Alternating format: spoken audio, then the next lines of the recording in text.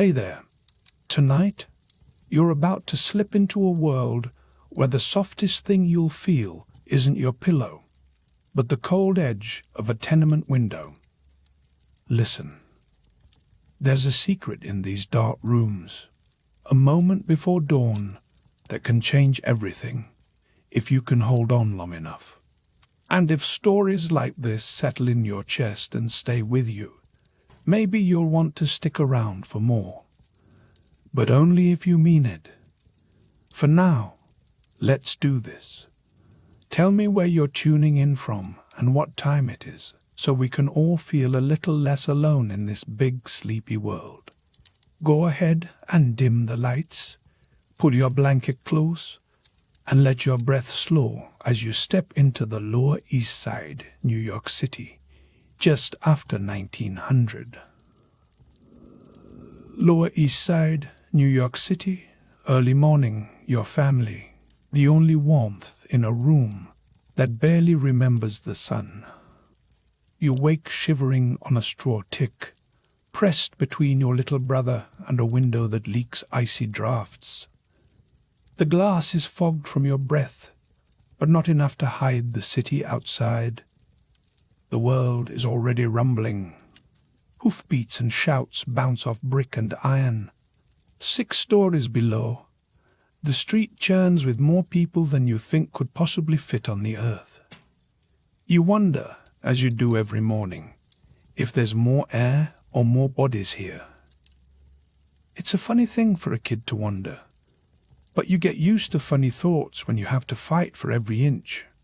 You pull your thin blanket tighter, but it doesn't help. The mildew smell clings to your shirt, mixing with the sharp sting of kerosene from the lamp your mother keeps burning low. There's a sourness, too, the sweat of so many bodies in one small space, the must of old walls, the cold metal of your bed frame. Your first thought isn't about school or play. It's about the factory bell. You know that sound by heart. You know the way it slices through the city air, louder than the church bells, louder than your mother's voice when she's desperate to wake you. It means work. It means survival.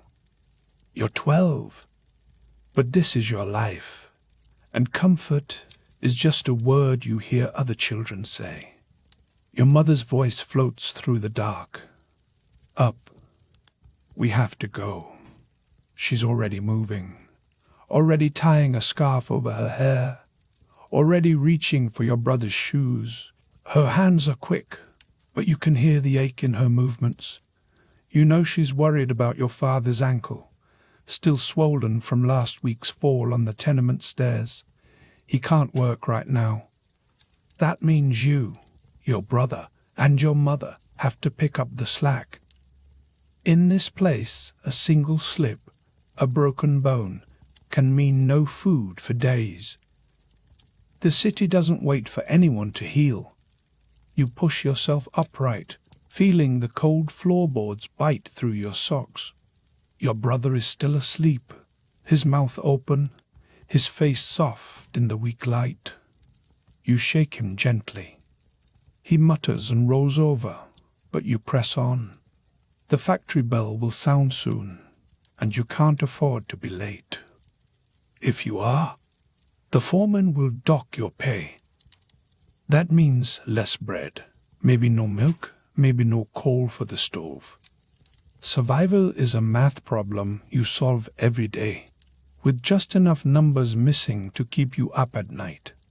You stand and stretch, your arms brushing the sloped ceiling. The room is barely big enough for the 6 of you. There's a table wedged under the window, a chipped basin, a cracked mirror.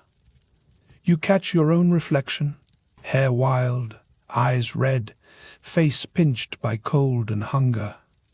Sometimes you try to imagine what you'd look like if you lived somewhere with carpets, with wallpaper, with a door that closed all the way. But mostly, you don't let yourself dream too much. There's no use in it. Your mother hands you yesterday's bread, wrapped in a scrap of newspaper. You chew quickly, swallowing hard, trying not to think about the mouldy corner you tore off and dropped behind the stove. She smooths your hair with a damp palm, then pulls your brother close and tucks your scarf around your neck. "Be careful on the stairs," she says. Her voice is low, urgent. You nod because you know what's at stake. One bad step, and you could end up like your father, stuck in bed, useless, a burden no one can afford. You slip out the door, your brother close behind. The hallway is dark, the only light coming from a single bulb at the far end, flickering like it's tired of trying. The walls are damp, streaked with something you don't want to name. You watch your feet as you move, counting each step, testing each board. You hear someone cough behind a closed door. Someone else is singing, soft and broken, in a language you almost recognize. It's a reminder that you're not alone here. There are hundreds, maybe thousands, of families stacked in these buildings, all of you pressed together like pages in a book that's never finished. You reach the stairs and pause. They're steep, slick with something oily. Your brother clutches your hand. You breathe in, steady yourself, and start down. Each step is a small victory. You don't let yourself think about how easy it would be to trip, to fall, to end up with a twisted ankle or worse. The city is full of ghosts, kids who slipped and never came back. You move quickly out the front door and into the morning. The street hits you like a wave. Voices crash together. English, Yiddish, Italian, Polish. Horses clatter past, their breath steaming in the icy air. The smell is sharp, garbage piled high, rotting in the gutters, never cleared by the city in neighborhoods like yours. You dodge puddles and push past a man selling onions from a cart. He nods at you, but you keep your head down. You're already late. You join the river of children moving toward the factory. Some are older, some younger. All of you bundled in mismatched layers, faces pale, hands jammed into pockets. You pass a group of girls whispering about the foreman, about the girl who got her hand caught in a machine last week. You don't look. You've learned not to stare at trouble. It has a way of staring back. The factory looms ahead, 4 stories of brick and smoke. You see the windows already glowing, lit from within by gas lamps. The whistle cuts through the air, sharp, urgent. It's 5 in the morning, and the workday is about to begin. You feel your stomach twist.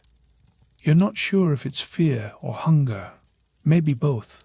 You file inside, your brother's hand gripping yours so tightly, it almost hurts. The floor is cold, slick with oil and dust.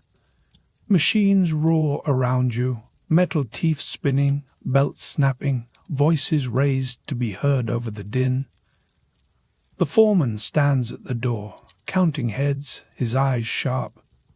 You keep yours down, hoping he won't notice you're half a minute late.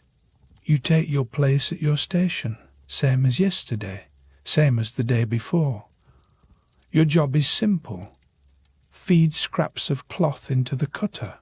Keep your fingers clear, don't slow down. You watch the older kids moving fast, their hands a blur. You try to keep up, but the machine is hungry, always faster than you. The foreman paces the aisle, his boots echoing on the boards. You don't dare look up. The hours blur. The noise is constant, gears grinding, voices shouting, someone crying out when a finger gets too close. You try to tune it out, focus on the rhythm. Feed, pull, stack. Your hands go numb, your eyes blur. You think about home, about your mother's face, about the warmth of the bed even when it's cold. You wonder if your father is awake, if he's tried to stand, if his ankle is still swollen. You wonder if you'll have enough to eat tonight. At some point, the foreman yells. Someone's dropped a spool, and it's rolled across the floor. You flinch, expecting a blow, but he only curses and kicks it aside. Around you, the other kids work faster, heads down, eyes averted. You do the same. You know better than to draw attention. You steal a glance at your brother. He's pale, his lips blue with cold. He looks so small, dwarfed by the machines. You want to help him, to shield him, but you can barely keep up yourself. You promise silently that you'll watch out for him, that you'll get through this day and the next and the next.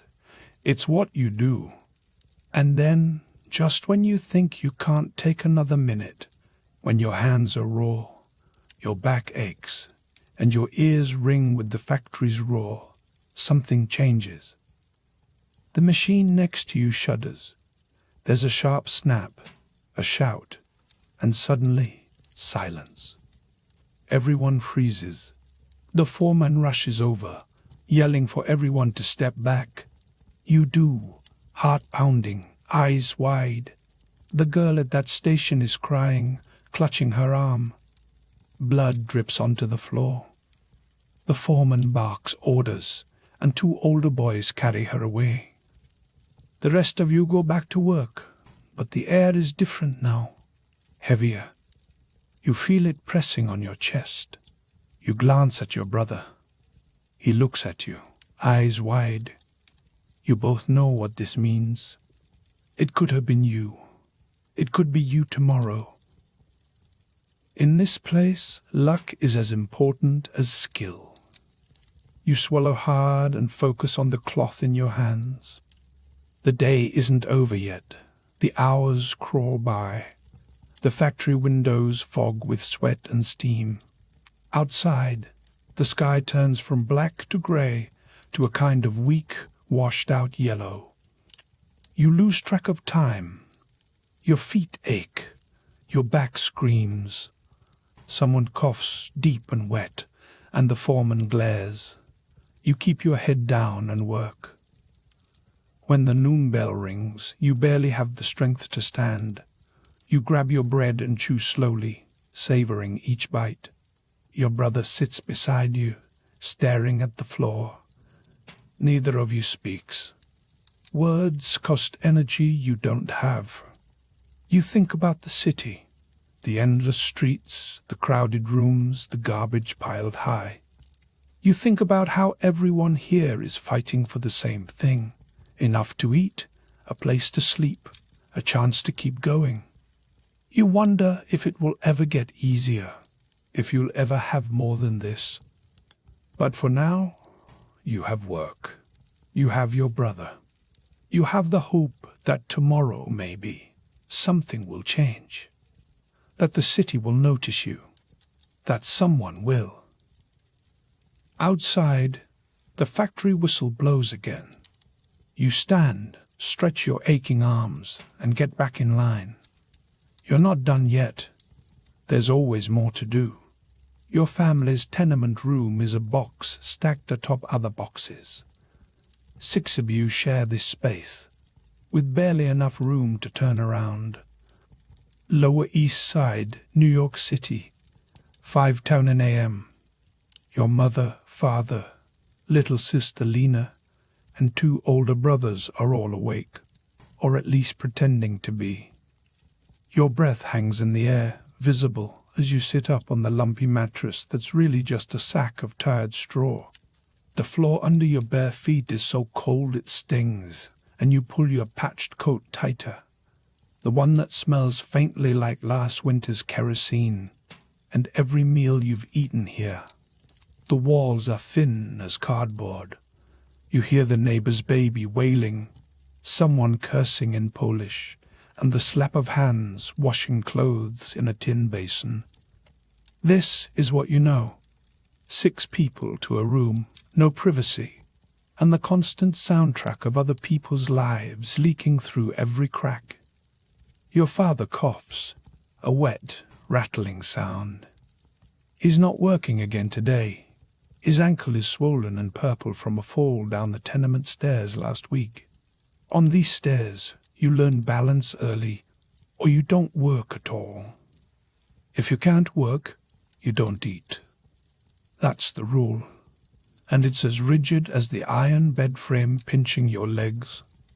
Your mother moves around the room, collecting stray shoes and muttering about the rent.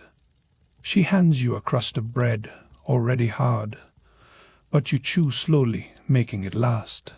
The air is full of mildew and the ghost of last night's cabbage soup. Lena pulls her knees to her chest for warmth, eyes darting to the window, where the first grey light is fighting through grime and frost. You hear it before you feel it, the factory whistle. It's not a delicate sound. It slices through the morning with all the gentleness of a fire alarm. Only it means, get up, go now, or lose your shift. 5 in the morning is when the city's heart really starts pounding, and you're part of the pulse whether you like it or not. The whistle is a promise and a threat, both at once. If you miss it, you risk your job. If you obey it, you risk everything else. Your fingers, your hearing, sometimes even your life. You pull on your boots, one size too small, and lace them with hands that are already stained by work. The laces are frayed, so you knot them twice and hope they last. You watch your brothers do the same, faces set in lines more suited to old men. Lena is staying home today. Her cough is worse, and your mother keeps glancing at her, worry etched deep. You wish you could stay too, but the rent is due in 3 days, and your father's ankle means you have to make up what he can't earn. The hallway is a gauntlet.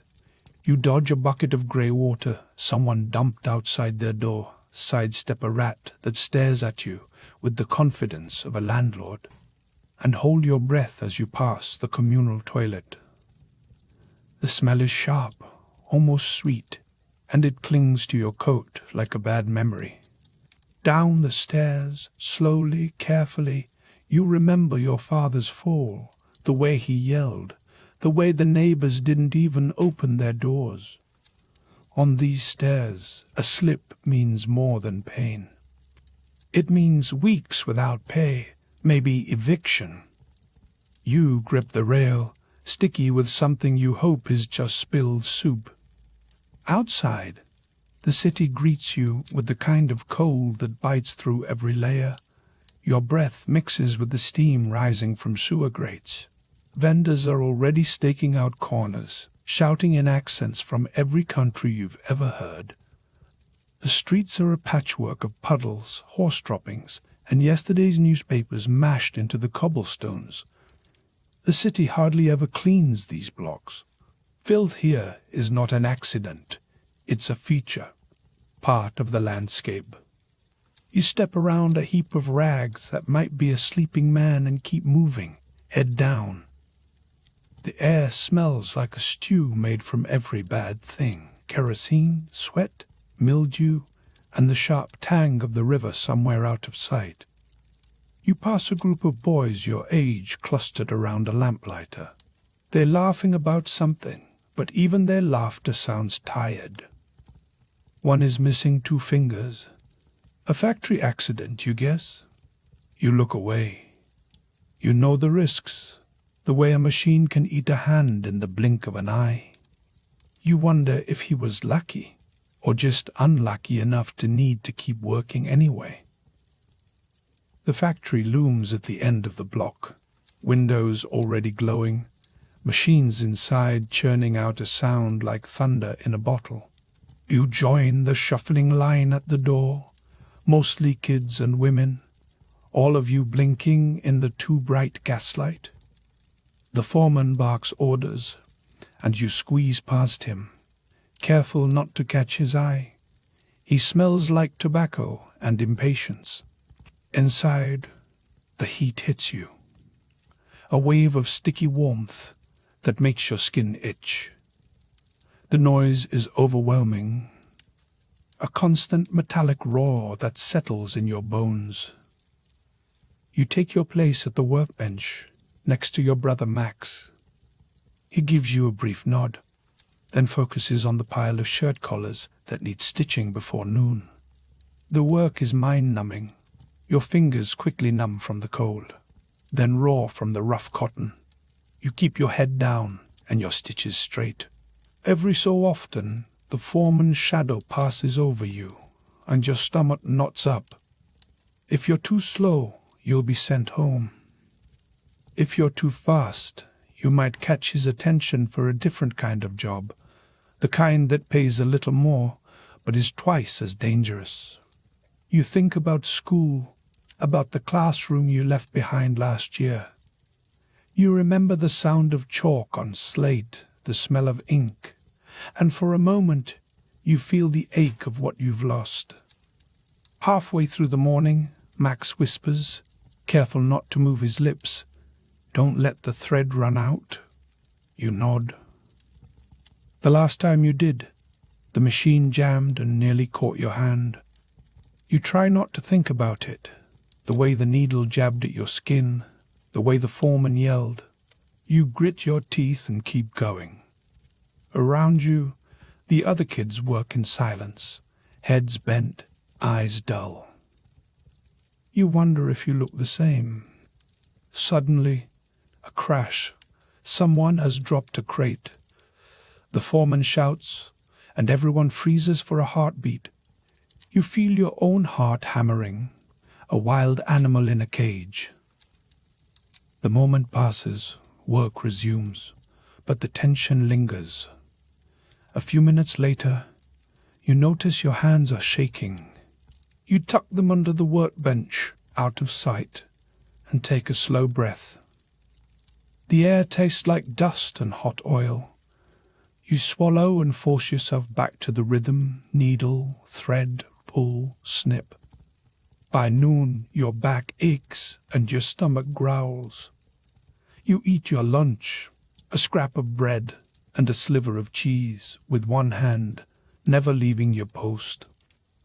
Max shares half an apple, its flesh bruised but sweet. You trade a story for a bite, both of you pretending for a moment that you're just kids on a picnic, not workers in a sweatshop. Outside, the city keeps moving, oblivious. Inside, you steal what little joy you can. You think about what would happen if you didn't show up tomorrow. Would anyone notice? Would the machines run slower? The shirts pile up? Or would someone else just take your place? Another kid from another crowded room, hungry enough to take the risk. The thought sits with you, heavy as a stone. When the afternoon whistle blows, you sigh, a mix of relief and dread. The day is only half over. You roll your shoulders, flex your sore fingers, and brace yourself for another round. The machines roar back to life. You return to your work, but your mind drifts to Lena, curled up at home, and your father staring at his swollen ankle. You wonder if things will ever change. Maybe, someday, someone will care enough to make these factories safer, these tenements cleaner. For now, you just keep going. You have to. A few moments later, the foreman's voice cuts through the din. "Faster," he snaps. You bite your tongue and speed up, stitches blurring together. You dream of a day when you can slow down, when the city's noise is just background, not the beat that drives your whole life. For now, you focus on the work, the rhythm, the hope that by the time you get home, Lena's cough will be better, and your father will be sitting up, not wincing in pain. You glance at Max, and he gives you a look that says, "Hold on." So you do. You hold on. The day is not over, and neither are you. You pull on your patched coat and step into the morning, dodging a vendor's pushcart and the sticky puddles from last night's rain, with all the gentleness of a fire alarm. Lower East Side, New York City, dawn, you and a dozen other kids crowding the street. The sky is the color of old dishwater, the kind you'd pour down the sink and regret. You pull your patched coat tighter, feeling the rough lining scratch your neck. The air bites, laced with a cold that settles into your bones and refuses to leave. Your breath steams as you dodge a vendor's pushcart, his voice hoarse from shouting about fresh rolls. Every step on the slick sidewalk is a gamble. One bad slip on these worn tenement stairs, and you could be laid up for weeks, like Mrs. Goldstein upstairs. She broke her ankle last winter and hasn't worked since. So now her son hustles twice as hard, eyes always darting for an extra coin or crust of bread. That's the math here. One injury, and an entire family's hope for dinner disappears overnight. You hop over a puddle that's more syrupy than watery, a combination of rain, spilled kerosene, and last night's horse droppings. In this part of New York, the city's idea of street cleaning is to occasionally send a man with a broom who looks more lost than determined. The garbage piles up, pressed against stoops and curbs, mixing with the sharp tang of pickled herring and the musty scent of damp stone. You wrinkle your nose, but it's just the background music of the Lower East Side. If you ever catch a whiff of real fresh air, you'll probably think something's wrong. All around you, the streets are alive with movement, a river of bodies. You spot Anna, who's barely 9, dragging a sack of rags almost her size. She gives you a quick nod, eyes hidden beneath a woolen cap that's seen better days. There's a tension in the air, an understanding among the kids. You look out for each other, but nobody can afford to slow down. The adults don't notice you, or maybe they'd pretend not to. Their faces are pinched, mouths set in hard lines. You hear the clatter of boots, the snap of a whip as a wagon driver urges his tired horse. On these streets, you're just another pair of hands, another mouth to feed, another shadow slipping through the crowd. The Lower East Side is no secret. You've overheard grown-ups say, it's the most crowded place in the world, and you believe it. Every window, every stoop, every inch of brick seems to breathe with life. People stacked on top of people, crammed into rooms where you can reach out and touch 3 walls without turning around. You wonder how many others are running the same gauntlet as you, weaving through the chaos in search of a day's wage. Your boots, one with a hole in the toe, slap against the pavement as you hurry past the bakery, the sweet, yeasty air mixing with the sour smell of sweat and the chemical bite of a nearby factory. The city is a patchwork of odors, none of them pleasant for long. You breathe through your mouth, but that only helps so much.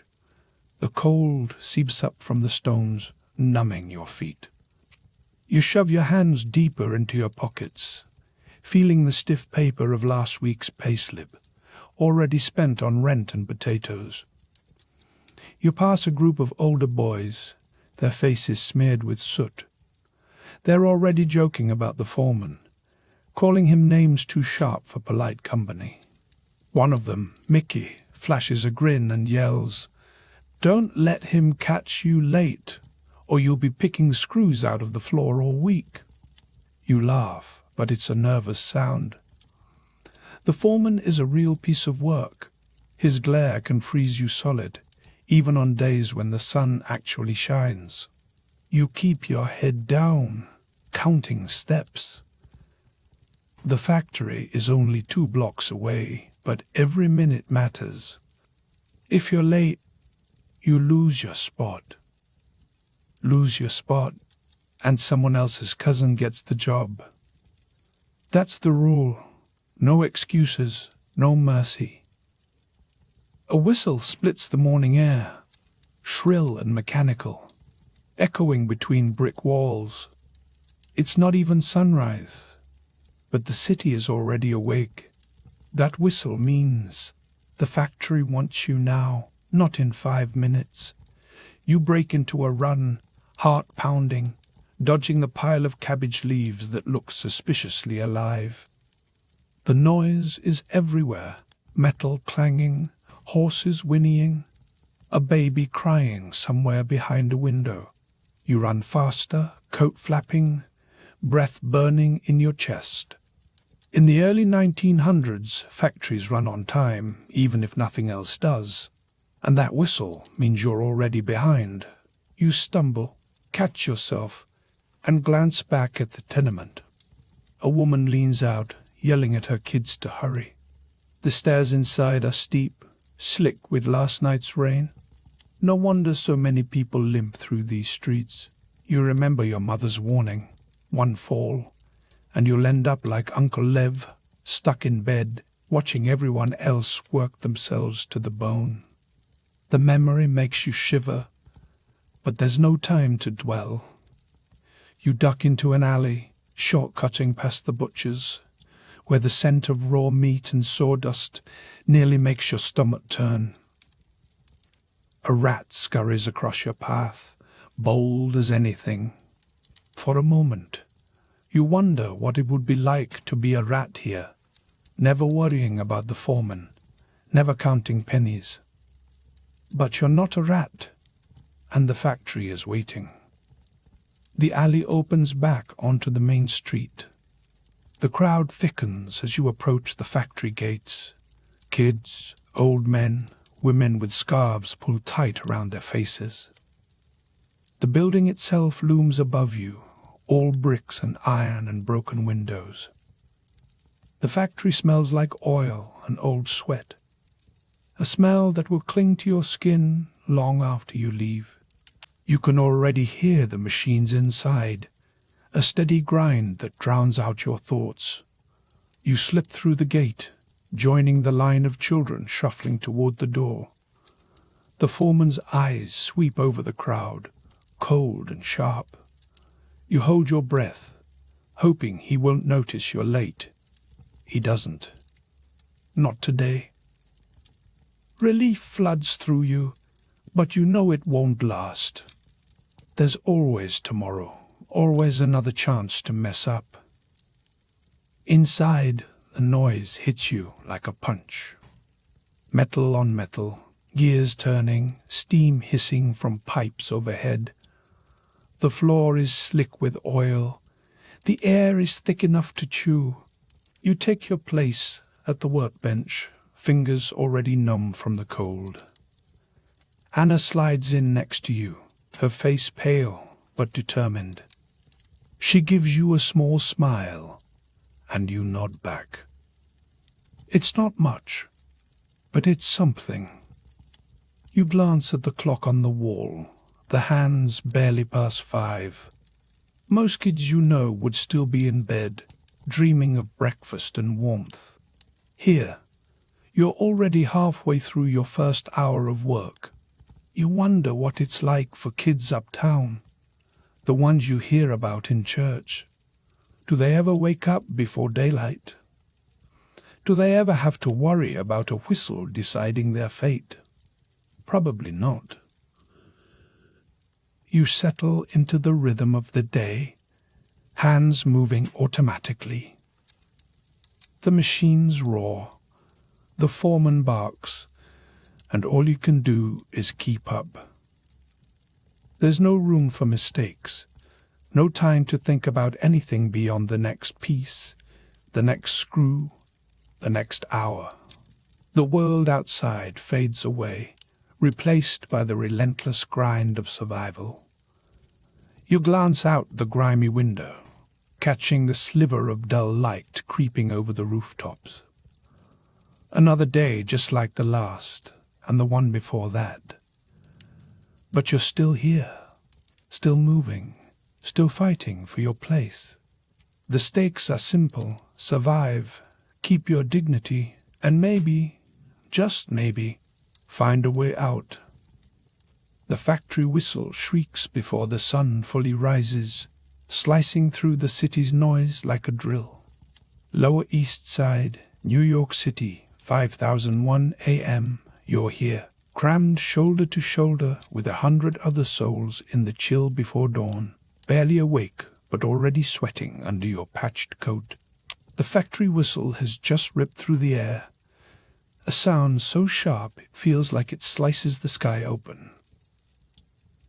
You shuffle forward, boots scraping on the wet stone as iron doors swing wide. The smell hits you first, a stew of mildew, kerosene, sweat, and whatever the gutters carried overnight. Your stomach turns, but you keep moving. If you slow down, you get shoved. Nobody has time for dawdlers when the threat of the foreman's cane hangs over the morning. Inside, the factory is a living beast. Machines roar and cough, their belts slick with oil. The floor vibrates under your feet, and you feel every shudder in your teeth. You're 12, but here, age is a rumor. Your hands already sting from the cold, and the ache in your knuckles reminds you that you're not just a kid anymore, you're a worker. The foreman stalks the aisles, eyes narrowed, watch chain glinting like a warning. You glance at your neighbor, Lena, who's pinning her hair back with a splintered comb. She gives you a look that says, "Try not to mess up." You reach your station and stare down a row of spindles. Your job is to feed thread, keep the bobbins spinning, and, above all, never let the machine stop. If you've ever been yelled at for hitting snooze on your alarm, imagine a world where missing the start bell means no supper at all. That's the deal here. You fumble a bit at first. The oil makes everything slippery, and your fingers feel twice as big as normal. You blink hard, eyes stinging from the dust floating in the air. The lint gets everywhere, in your nose, in your mouth, even inside your ears. Breathe too deep, and you're coughing for hours. The sound is a wall. You can't hear your own thoughts over the clatter. Every minute, you have to dodge belts whipping past your face. Sometimes the machines spit hot sparks, and you jerk back just in time. Once, you saw a boy lose a fingertip to the gears. He didn't cry until he got home. Here, nobody wants to give the foreman an excuse to dock your pay, or worse, kick you out. You try to keep your head down and your hands moving. It's easy to forget what time it is in here. No windows, just rows and rows of bodies hunched over benches, the air thick with steam and fear. Your stomach grumbles, but you ignore it. Breakfast is a memory, half a roll shared with your younger brother, who's still at home nursing a twisted ankle from the stairs. The tenement steps are steep and broken, and one slip means you're out of work. For adults, that can mean no rent, no doctor, just more hunger. You hope your brother's ankle heals soon. Otherwise, your mother will have to beg Mrs. Abramowitz for scraps again. A sudden jolt, the machine jams. The thread snaps, and the spindle shudders. Your heart leaps into your throat. The foreman's gaze lands on you, sharp as a tack. You scramble to fix the tangle, fingers trembling. Lena hisses, "Hurry." You manage to knot the thread and get the bobbin spinning again, just as the foreman passes by. He grunts, then moves on. You exhale, shaky. In a place like this, one mistake can cost you the whole day's pay. Sometimes it feels like luck is the only thing keeping you on your feet. The hours crawl. You watch the hands on the wall clock, which moves slower than anything you've ever seen. Your back aches. The soles of your boots are thin, and the cold seeps through. Every so often, you catch a whiff of the streets outside. Garbage, horses, something burning.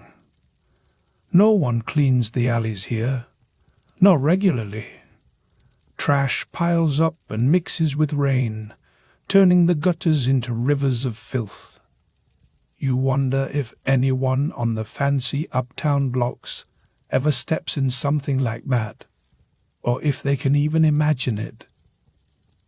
In this part of Manhattan, the Lower East Side is packed tighter than anywhere else in the world, and it feels like everyone's fighting for the same sliver of daylight.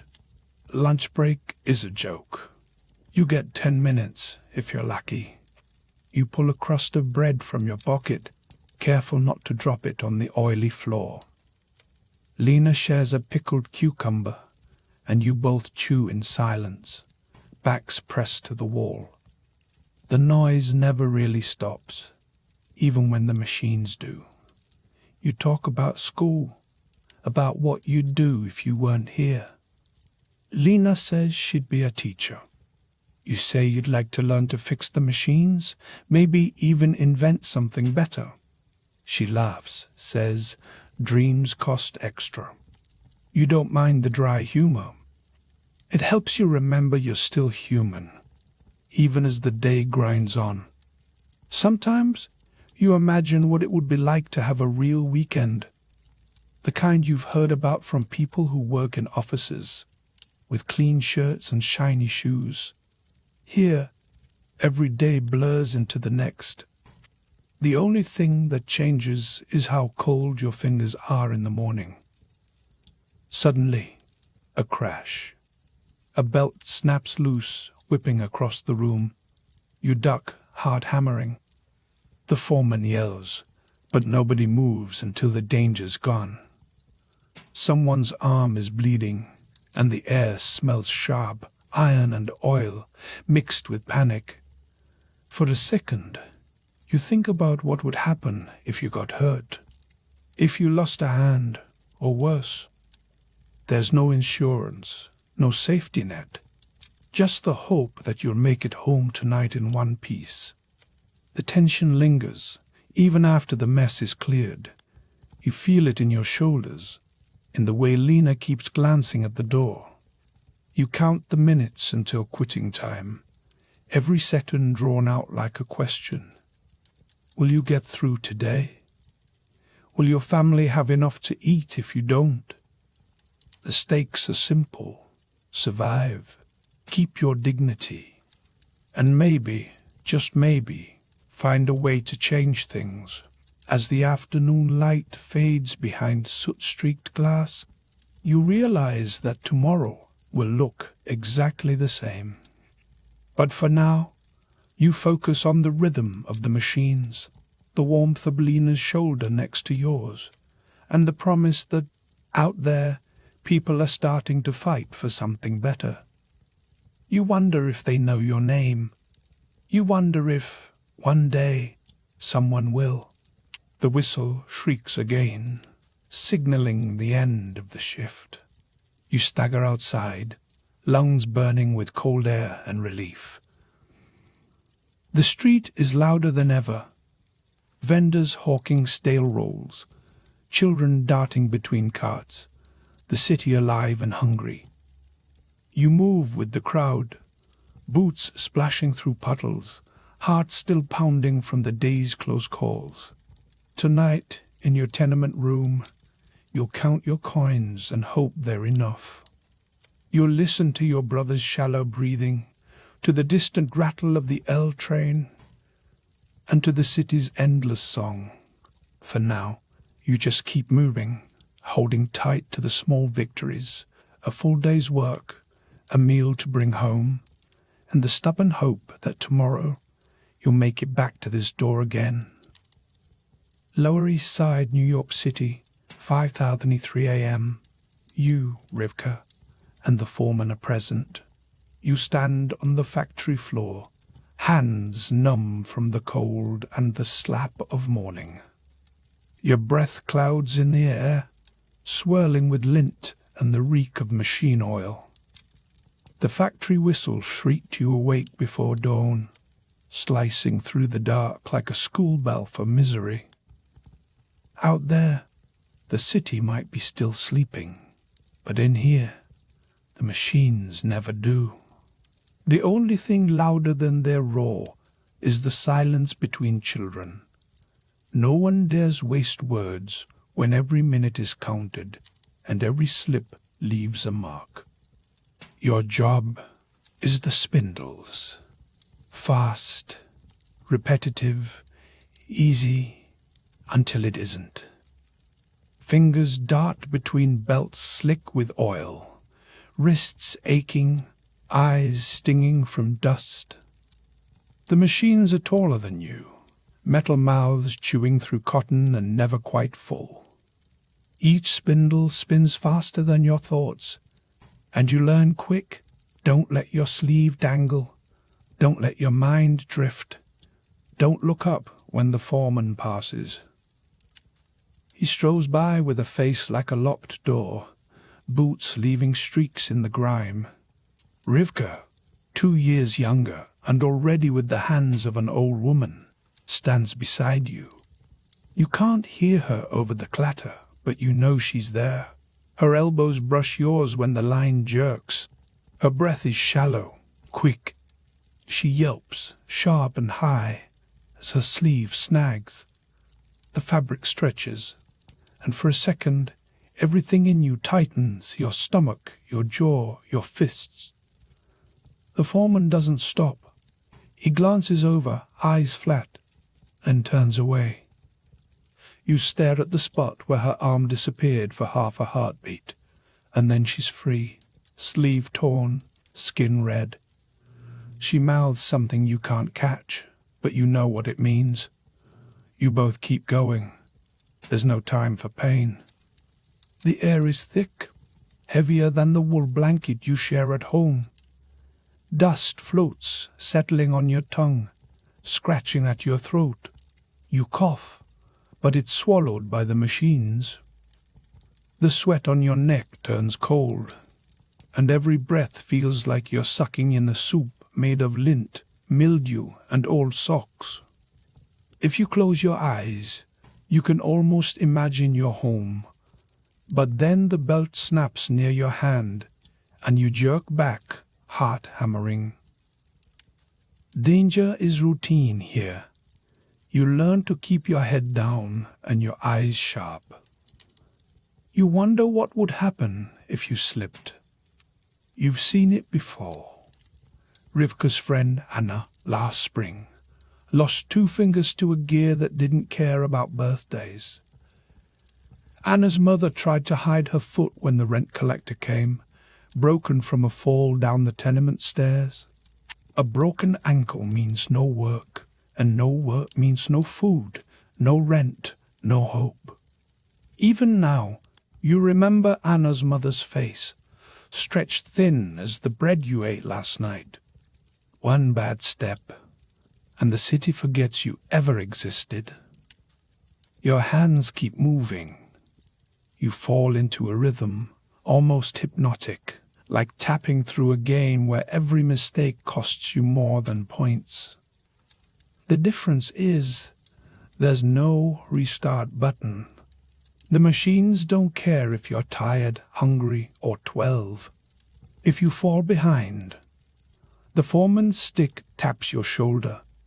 Light, but a threat all the same. The message is clear: keep up or step aside. Sometimes you sneak a look out the cracked window. The Lower East Side is waking up, the world outside a blur of brick and smoke.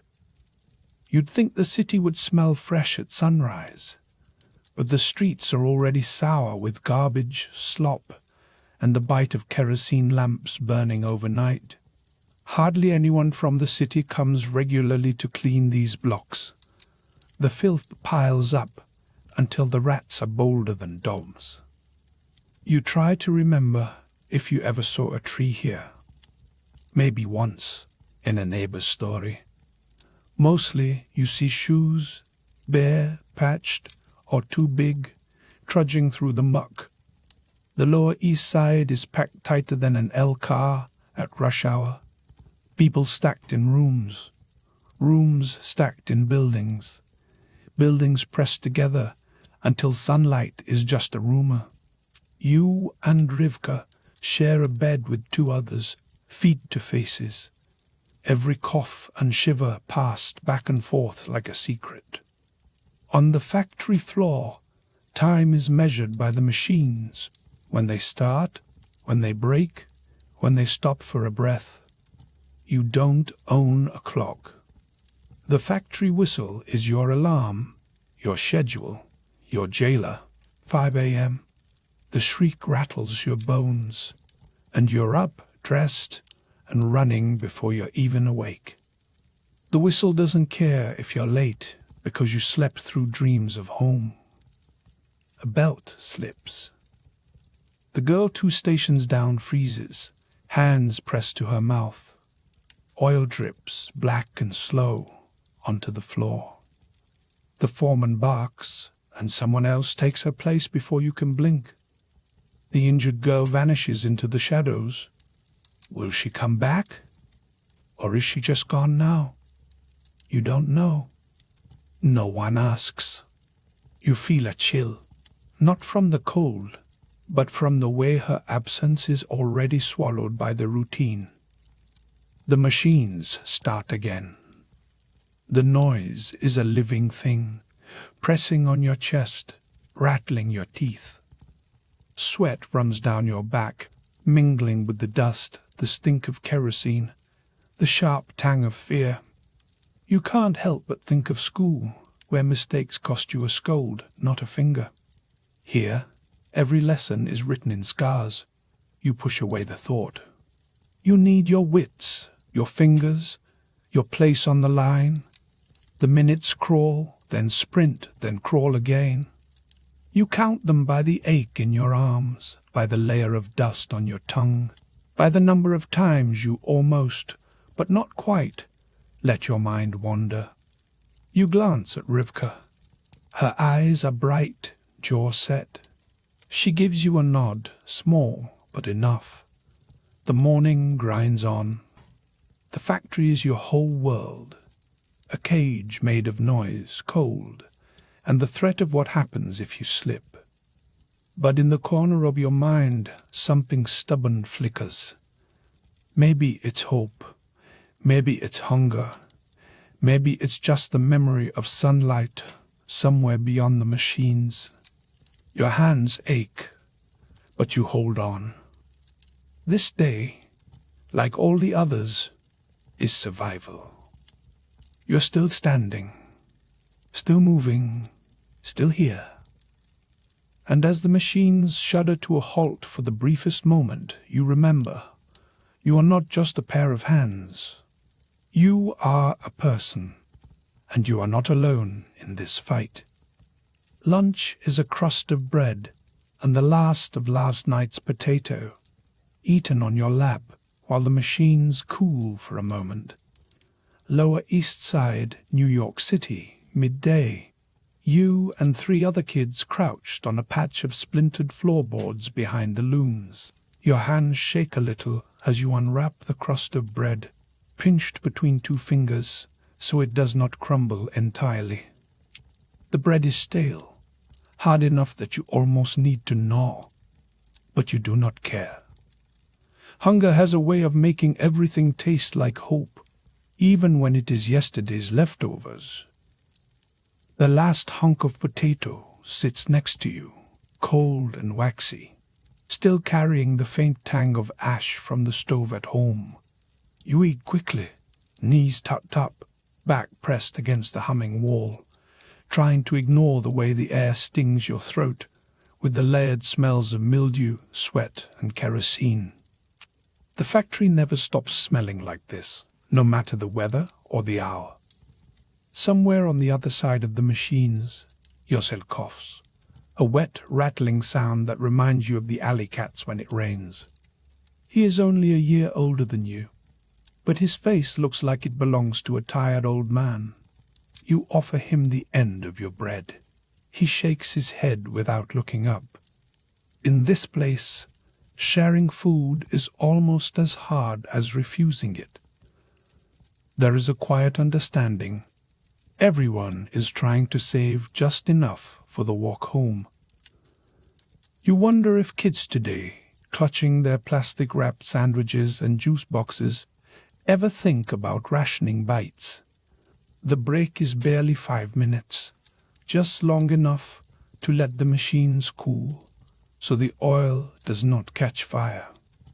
There is no lunch bell, only the sudden hush as gears stop grinding and voices bubble up in the silence. The sound is almost cheerful, but it cannot cover the whistle that will come too soon. Your stomach aches, but you try to savor each swallow, pretending the bread is warm and the potato is something fancier. Maybe a feast, or at least a bowl of hot soup. A sharp whistle slices through the chatter, your cue to stand, brush crumbs from your lap, and slide back between the machines. You see grease stains on your skirt and feel a flash of annoyance. Back home, your mother would scrub that out with lye soap and elbow grease, muttering about how nothing comes clean in this city. You would help, but today her ankle is still swollen from slipping on the slick tenement stairs. She cannot work now, which means your lunch will be even smaller tomorrow. If it happens again, you might not eat at all. In this city, a single broken bone can mean hunger for the whole family. You do not need to be told twice to watch your step. The whistle is a reminder that time is not yours. It rules the day, from the first shriek before sunrise to the last, when the light outside has faded to a bruised blue. You remember hearing once that the whistle means work starts at 5 a.m., and you almost laugh. It feels like the whistle owns you, and every other kid in this place. It is a sound you hear in your dreams. You shuffle back to your spot. Your fingers are still sore from tying thread knots, and your wrists ache from lifting spools. The machines are loud again, swallowing all other sounds. You can barely hear yourself think. There is a kind of rhythm to it, like the city itself, constant, relentless, impossible to escape. Sometimes you imagine what it would be like if the machine stopped for good. Would you even know what silence feels like? You steal a glance through the grimy window. Outside, the city blurs in the cold grey light. You can make out the crowded rooftops and the tangled web of laundry lines. Somewhere below, the streets are thick with slush, horse dung, and the remains of yesterday's market. The city does not clean these streets, at least not where you live. The filth piles up, and so do the smells, until you can taste them in the back of your throat. You wonder if the fancy neighborhoods uptown ever have to step around piles of trash on their way to school. It feels like the rules are different for people with money. Here, you learn to keep your head down and your shoes tight, or risk slipping in something you would rather not name. The lunch break is over. Hunger sits heavy in your belly, but the machines do not care. You return to your post, shoulders hunched, eyes stinging from the kerosene lamps. There is no point in thinking about the next meal yet. Survival is a matter of routine, not hope. For a moment you catch your cell's eye. He mouths something, a joke maybe, or a complaint about the boss. You cannot hear him over the clatter, but you nod anyway. It is important to act like you are listening, even when you are not. That is how you get through the day. The factory is colder after lunch. The steam pipes rattle, but the warmth never reaches your corner. You tuck your hands under your arms between tasks, trying to rub some feeling back into your fingers. Your breath comes out in faint, icy puffs. You remember how people say the Lower East Side is the most crowded place in the world. But right now, it feels like you are the only one here. Everyone is so busy trying to survive that there is no room for conversation. The noise fills every space. Halfway through the afternoon, someone drops a spool. It clatters across the floor, scattering thread and drawing a sharp look from the foreman. You freeze, heart thumping. Accidents mean trouble. You have seen what happens when a kid gets caught daydreaming or working too slow. Sometimes there is yelling, sometimes worse. You hope it will not be you next time. A sudden memory hits you. Last winter, you saw a kid limp home with a twisted ankle, the result of a broken step in the tenement. His mother could not work for weeks. You remember the way your own mother's face tightened when she heard. It is hard not to think about what would happen if you got hurt. Every step, every motion is a gamble. You wish there was a way to win, but the odds are stacked against you. The bell for the next break never comes. You work straight through, arms moving on autopilot. You try to picture something else, maybe a sunny park, or a real lunch with meat and bread that does not chip your teeth. It almost makes you laugh. You wonder if you will ever get used to this, or if one day the hunger and noise will swallow you whole. The only thing that changes is you. Every day you get a little stronger, a little tougher. You learn to find comfort in routine, even when it is brutal. You learn to ration hope the way you ration bread. You learn that survival is not about escaping, but about enduring, one small bite at a time. For now, you wait for the next whistle, knowing the afternoon will drag like a stone. The machines will keep grinding, and so will you. But as you sit there, hands raw and stomach empty, you feel a flicker of something. Pride, maybe, or stubbornness. It is not much, but it is yours. The city may be cold and crowded, but you are still here. That is enough for today. The afternoon drags, your arms aching as you repeat the same motion hour after hour, waiting for a streetcar. Lower East Side, New York City, late afternoon. You and 20 other kids hunched over machines. Your fingers work the same seam over and over until the motion feels like it belongs to someone else. The factory air presses down, thick with steam and the sharp bite of kerosene. Whenever you take a breath, it stings. The scent of sweat, old wool, and mildew rides the heat, sinking into your shirt and hair.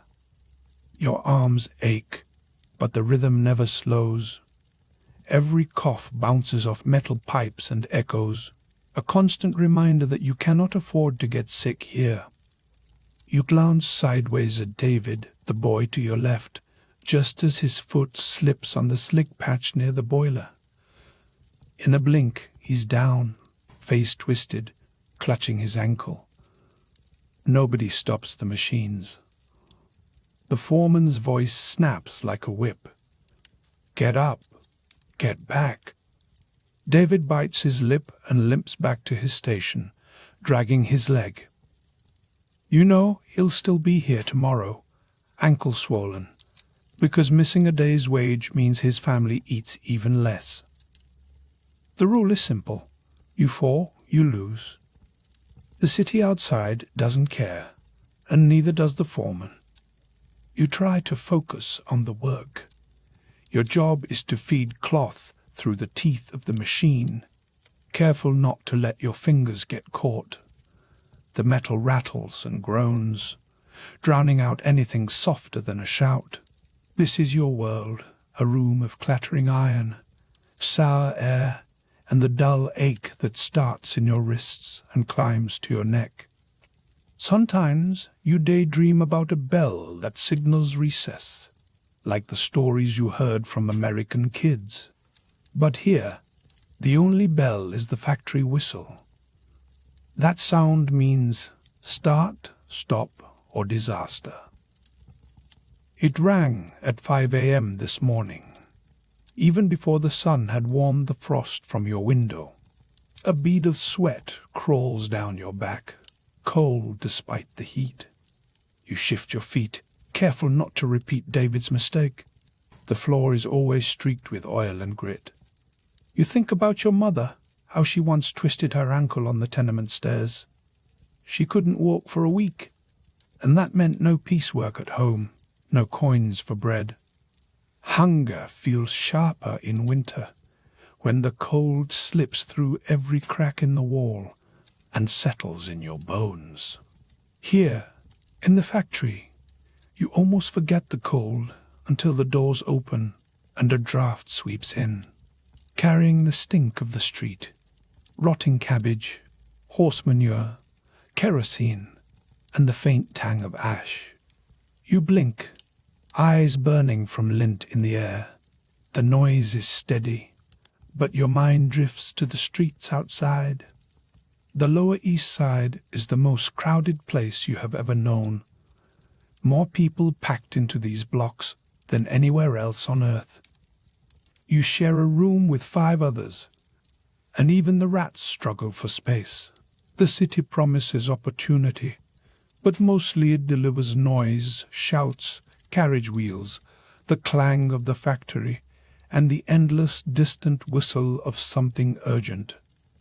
The streets are filthy, piled with trash no one bothers to collect. In your part of town, the city's broom rarely appears.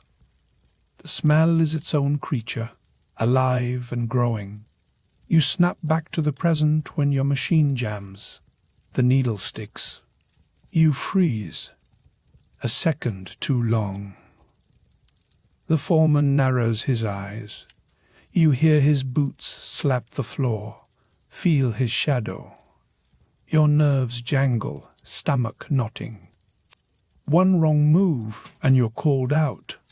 A public scolding in front of everyone.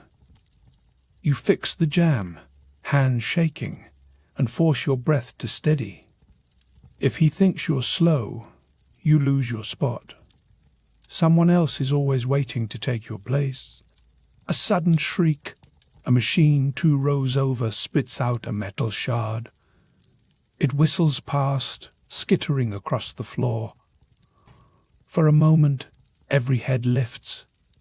The girl at that station flinches, but the foreman just grunts. No one helps. Seconds later, everyone is back at work.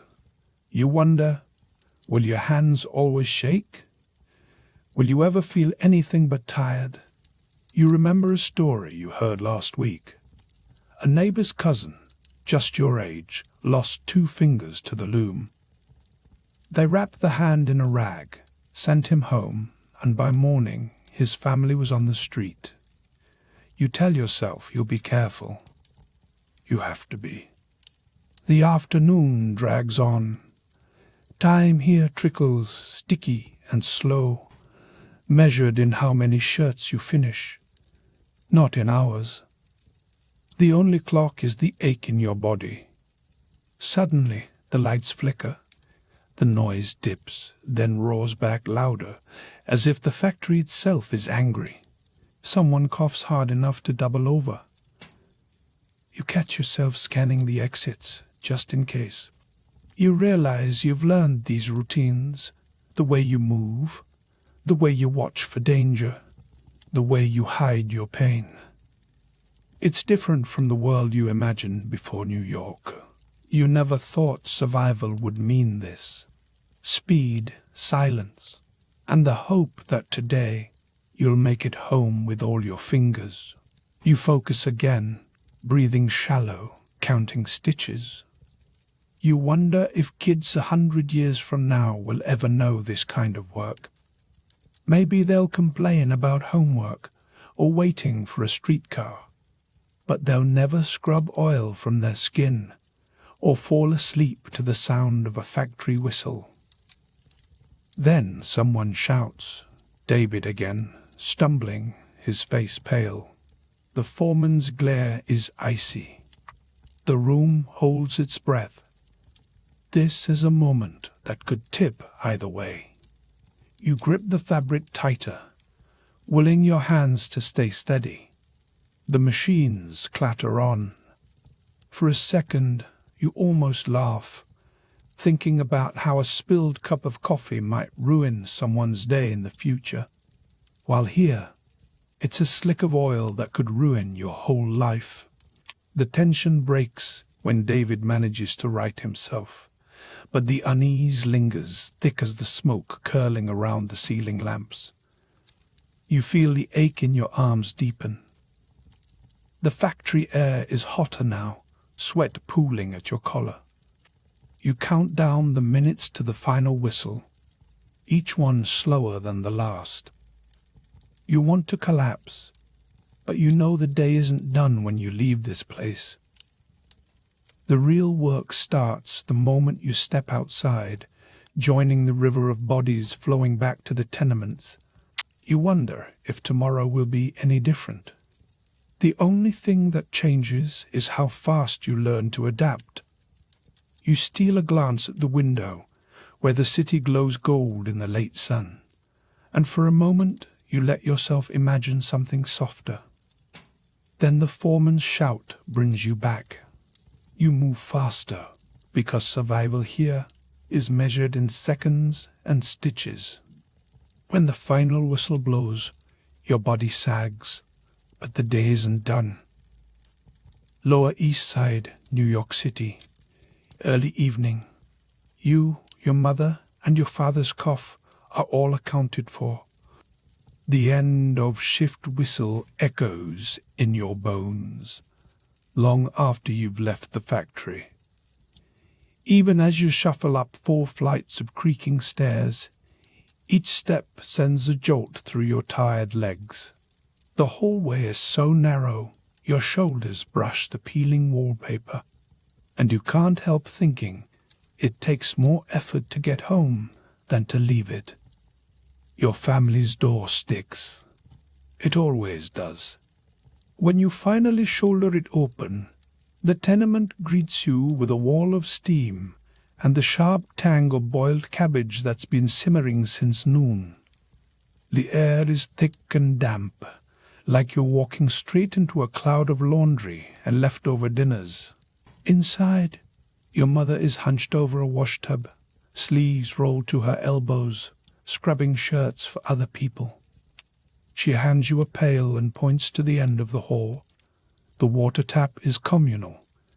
You pass Mrs. Horowitz's door and the faint hum of her lullaby, then dodge a boy racing by with a rat dangling from his fist. Downstairs, the tap spits and groans, coughing up water that smells faintly metallic. When you return, your mother's hands are red from the lye soap.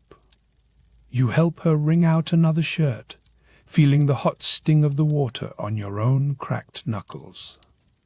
No matter how hard you worked at the factory, home is just another shift. There is no escape from labor. The shirts must be scrubbed, rinsed, wrung out, and hung to dry on a line strung above the stove. Each coin you earn stretches only as far as the next meal. Sometimes you wonder if other kids in this city ever stop moving. Your father's cough rattles from behind a threadbare curtain. Every exhale seems to shake the whole apartment. He injured his ankle last winter, slipping on the icy tenement stairs, and what started as a limp turned into days in bed, then weeks. There's no money for doctors, so you all just listen, counting the number of coughs between silences. When he can't work, you worry if you'll eat.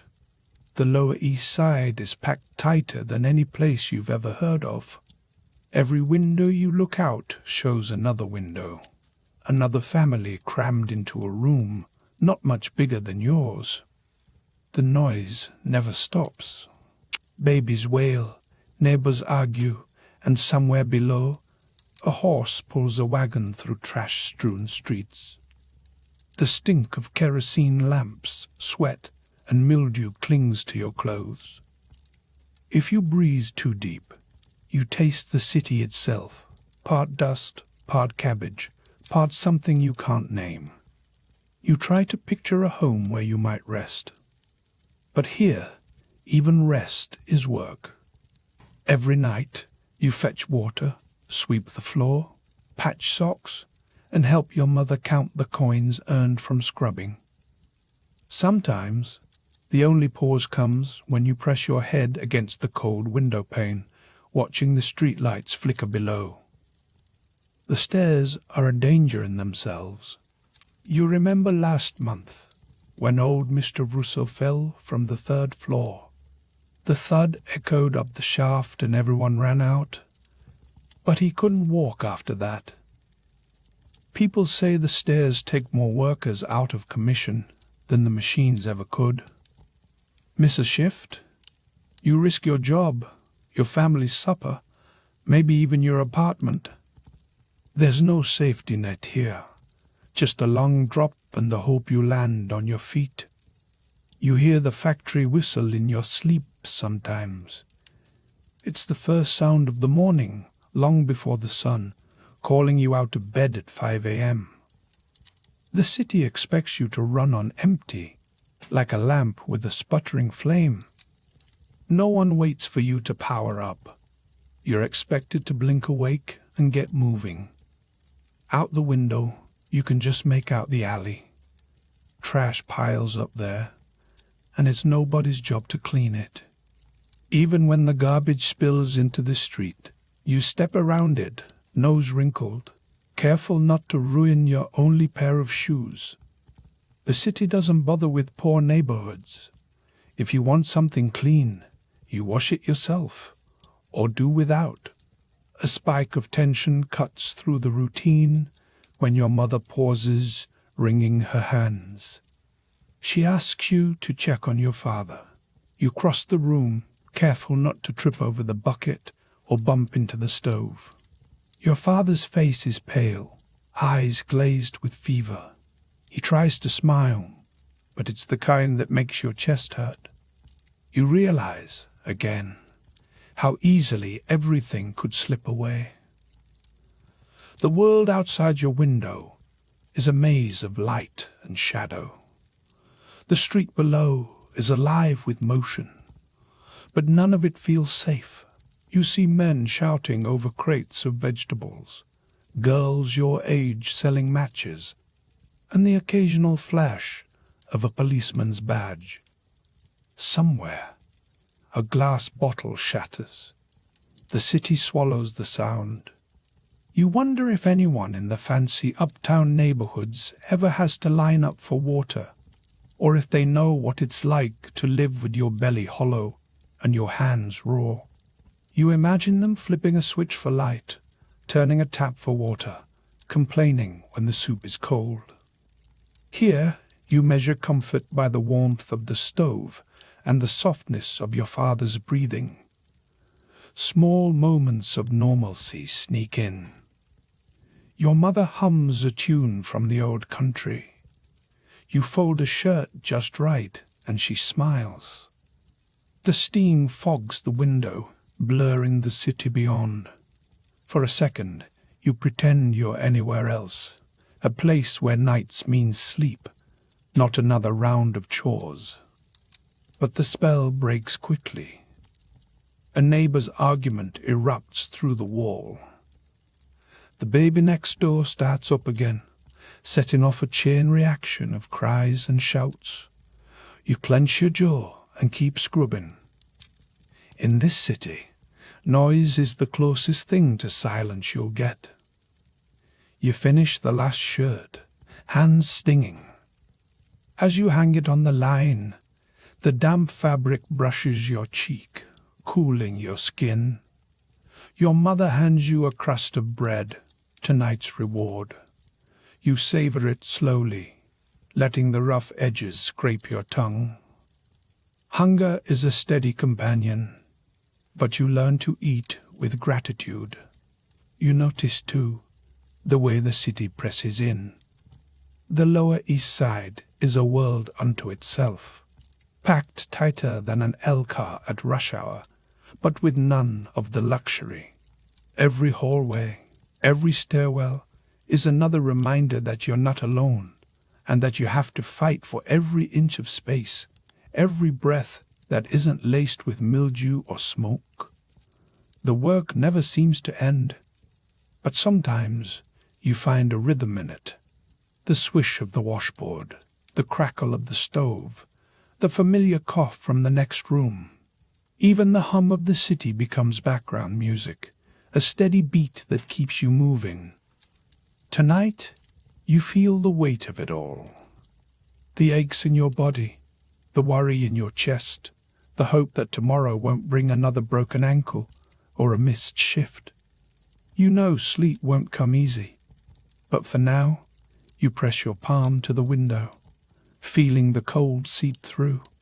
You close your eyes and listen to the city breathe. Night falls, but sleep doesn't come easy. Lower East Side, New York City, 1903. Night. You, 12 years old, are pressed between chipped brick and cold iron railings, a knot of kids on the stoop. The tenement behind you sweats out mildew and boiled cabbage. Under your thin shirt, the chill settles in, but you stay anyway. Sleep is a luxury for other people. Out here, the city hums and howls, never letting you forget it's alive and hungry. The street is a living thing at night. Laughter ricochets from doorways, sharp and fast. You hear the slap of a rubber ball against the curb, the shuffle of card games played by candlelight, the sudden shriek as two boys race into a puddle. Every sound is doubled by the echo between buildings, so it feels like there are twice as many kids as there really are. You breathe in, roasting chestnuts, coal smoke, the sharp stink of sewage, and something metallic from the gutter. It's like the city's perfume, part promise, part warning. On the stoop, Rosa sits beside you. She's only a year older, but her legs dangle long and bony, her shoes worn so thin you can see her toes through the leather. She grins and nudges you. "Bet you a penny. I can spit farther than the boys," she whispers. You both know pennies are precious, but the game is a welcome distraction, so you nod and watch as she aims and lets fly.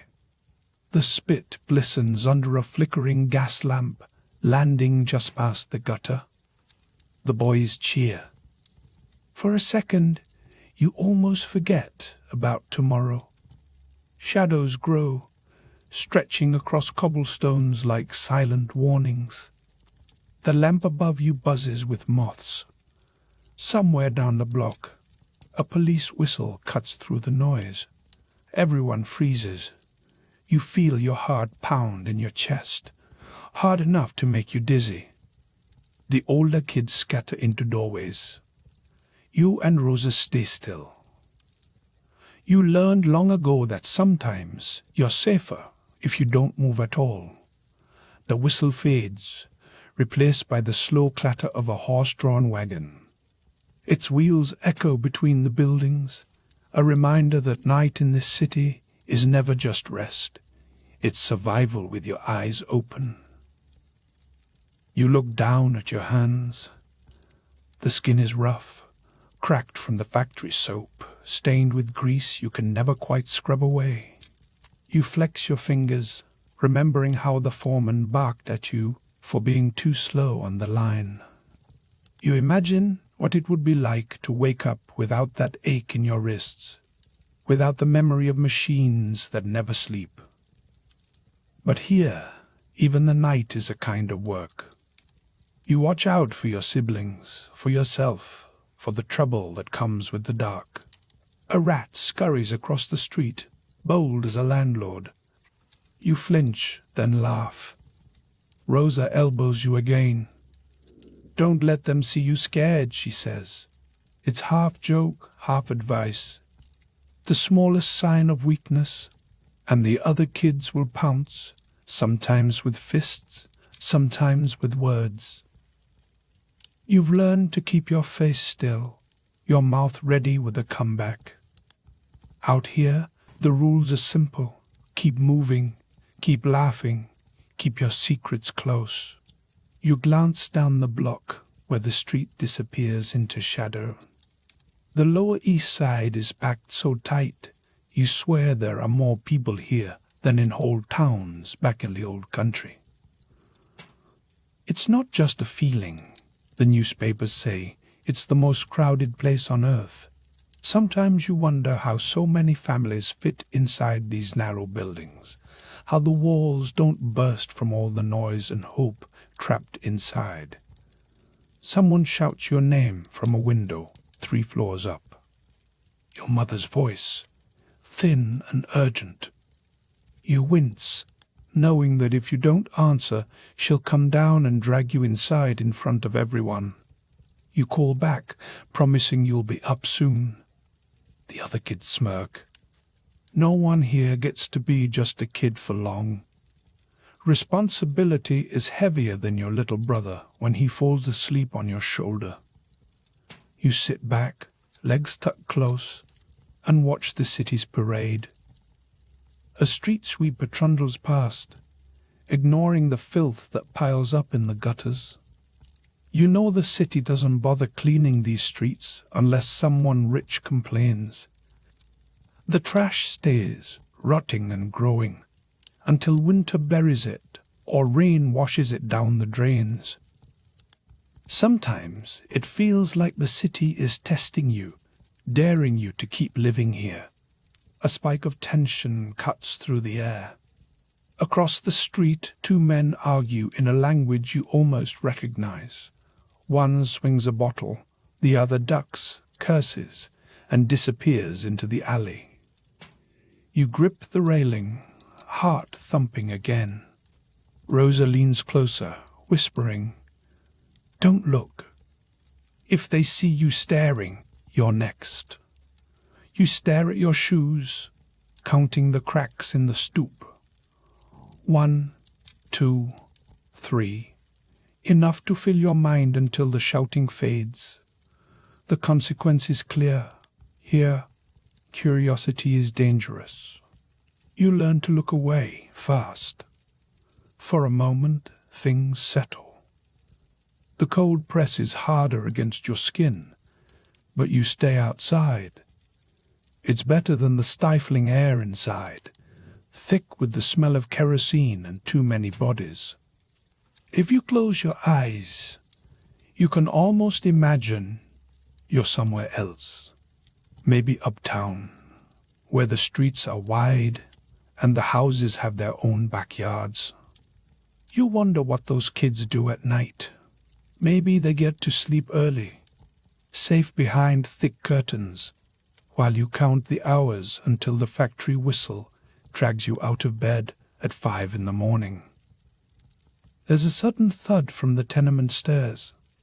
You turn, squinting into the dim hallway. Someone has slipped, tumbling down the last few steps. You hear a sharp cry, then muffled swearing. The stairs here are narrow, slick with grease and spilled water. Rosa whispers that Mrs. Feldman broke her ankle last month on those same steps. She hasn't been able to work since. You shiver, not from the cold, but from the thought of what would happen if your mother got hurt. One injury, and there's no money for rent or bread. The air thickens with a new tension. The laughter is quieter now, shadows deeper. You feel the city pressing in. Even the horse-drawn wagon sounds more urgent as it rattles away, leaving only the creak of the sign above the bakery and the distant clang of a streetcar. Your stomach growls. You try to remember the last time you ate something sweet, something not stretched with yesterday's bread or watered-down soup. Hunger is a constant companion, as familiar as the ache in your back. You lean into the banister and close your eyes for a second, letting the sounds and smells of the street wash over you. It's messy, loud and dangerous, but it's also yours. Every kid on this block knows what it means to survive together. The city takes a lot, but every night spent out here is a small kind of freedom. You get to laugh, to spit, to forget for a few minutes that tomorrow means another day of work. Suddenly, Rosa jumps up, eyes wide. "Look!" she hisses. Down the street, a group of older boys are rolling a barrel toward the corner. They shout, daring each other to run in front of the wagon tracks. You watch, torn between fear and awe. It's dangerous, stupid, exactly the kind of thing you wish you were brave enough to try. The thrill makes your heart leap, but you stay put. One broken ankle and you're out of work. The price is too high. You think about choices. Everyone feels like a risk. Stay out here too long and you'll catch cold or worse. Go inside and the air is close. The room's packed. The mattress already claimed by someone else. Sleep is hard to come by when your head is full of worry. You wish you could trade places with someone from uptown for just one night, see what it's like to fall asleep without fear. A gust of wind blows down the street, carrying the smell of roasting chestnuts and something sour from the alley. You pull your collar up, shivering. The city's voice never stops. Clattering wagons, distant sirens, the whistle of a train far off toward the river. You squeeze your fists and remind yourself you're still here. You survived another day. Above you, the lights in the tenement windows go out one by one. The city outside grows quieter but never silent. Somewhere a baby wails. Somewhere else a couple argues in hushed voices. The night is a patchwork of sound and silence, hope and hunger. You take a last look at Rosa, at the kids still huddled on the stoop, at the street that never quite sleeps. You wonder how many more nights you'll spend out here before something changes. Maybe tomorrow, maybe next week. You press your palms to the cold iron railing, feeling the city pulse beneath your skin. Night in the Lower East Side is never easy, but it's yours. Word travels fast in these halls. A neighbor's cousin whispers about meetings where workers talk of shorter hours, safer machines, maybe even laws to protect kids like you. For now, you just listen, questions swirling in your mind, as the city holds its breath and waits for morning. Lower East Side, New York City, 1903. You and your mother hunched by the window, listening for the next round of factory whistles. Your knees press against the splintered wood of the window seat, cold leaching through your patched trousers. The tenement walls sweat with damp, and every cough from the apartment next door rattles through the thin plaster. You wake before light most days, but tonight you cannot sleep. The air is thick with the scent of kerosene from the lamp, sour milk, and the ever-present undertone of mildew that clings to your skin no matter how often you scrub. From the street below, horses' hooves clatter, a lullaby of city unrest. Word has been spreading. You hear it first from Mrs. Klein, whispering in Yiddish to your mother in the stairwell, voices tight with excitement and fear. Someone's cousin, a boy only a year older than you, has gone to a meeting about workers' rights. There are rumors of new rules, maybe even a law that means you, a 12-year-old, might not have to return to the clattering jaws of the factory machines. The thought is a wild, dangerous hope, like imagining dessert before dinner, or the city suddenly cleaning the streets in your neighborhood, which never happens anyway. You have seen the piles of trash grow thicker every week, the city carts skipping your block entirely. Rats are the most consistent visitors on your street, and they do not care about reform. Tonight, the grown-ups' whispers curl around every hallway corner. Some say the meetings could mean safer machines, fewer hours, or even a chance for kids to go to school instead of the factory. But there's a catch. If the bosses find out you've been to a meeting, you might be out of a job by sunrise. No job means no rent, and no rent means 6 people jammed into an even smaller room, or no roof at all. The stakes are not just pocket money, but bread, shelter, the right to keep your family together. You picture the factory floor. The stutter of the machines is louder than thunder, and your hands ache with each shift, raw from oil and friction. The day starts early, long before the sun has a chance to touch the city's skyline. That whistle, always at 5 in the morning, is your alarm clock, your summons, your warning not to be late. You imagine telling your boss you want shorter hours. He would laugh. Or worse, replace you with someone even younger. Someone just off the boat with a stomach emptier than yours. But the possibility of change burrows into your mind. You hear grown-ups talking about strikes, about children marching with banners, about politicians who might actually care what it's like to be exhausted before breakfast. You cannot help but listen, even as you pull your thin blanket tighter around your shoulders, pretending not to hear your own stomach rumble. The hope is both a comfort and a danger, like reaching for a loaf of bread on a high shelf and knowing it might topple down onto your head. You remember how last week Jacob from downstairs slipped on the rickety stairs. The banister gave way, and he landed hard, his ankle twisting at an angle that made you look away. He has not been back to the factory since. The grown-ups say a broken ankle is as good as a pink slip. No work, no pay, and the landlord does not accept excuses. You wonder if you would be any luckier if it happened to you. You try to imagine the city as the grown-ups describe in their stories. A place where people are not packed tighter than sardines, where children have time for school and mischief, not just shifts and chores. But your world is the Lower East Side, the most crowded place you can imagine, every block bursting with families from Russia, Italy, Poland, and more.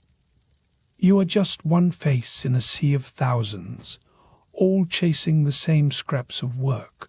Sometimes you catch yourself daydreaming about what it would be like if the factory closed for good, if the machines were silent and your hands could heal.